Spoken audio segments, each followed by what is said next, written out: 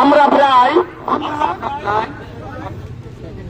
1000 candidate 7 SLST primary ও upper primary চাকরি প্রার্থী আল্লাহর নামে শপথ করছি যে পশ্চিমবঙ্গ মাদ্রাসা সার্ভিস কমিশন নবম, দশম ও একাদশ দ্বাদশ নিয়োগ প্রক্রিয়া সম্পন্ন করেছেন।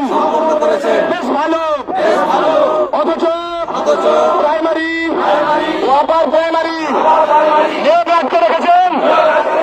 অথচ প্রত্যেকটা সরকারি মাদ্রাসায় ছাত্র শিক্ষক অনুপাত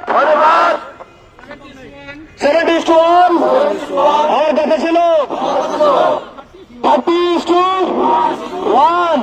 কি ভয়ানক! সরকার ও কমিশন বারবার প্রতিশ্রুতি দিয়েছেন ও সেই প্রতিশ্রুতি ভঙ্গ করেছেন।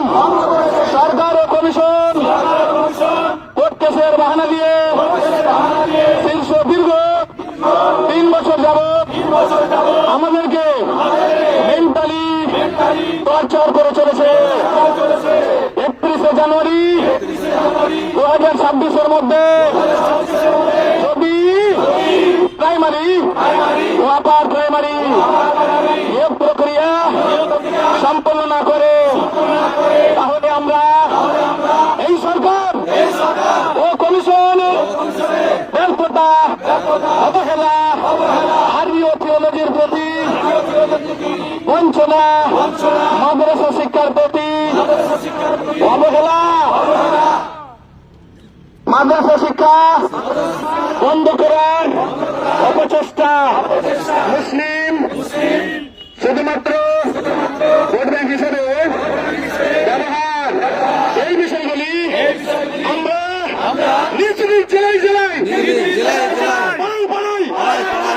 মহল্লায় আন্দোলনের মাধ্যমে সাধারণ জনগণের কাছে পৌঁছে দেব এই সরকারের ব্যর্থতাকে।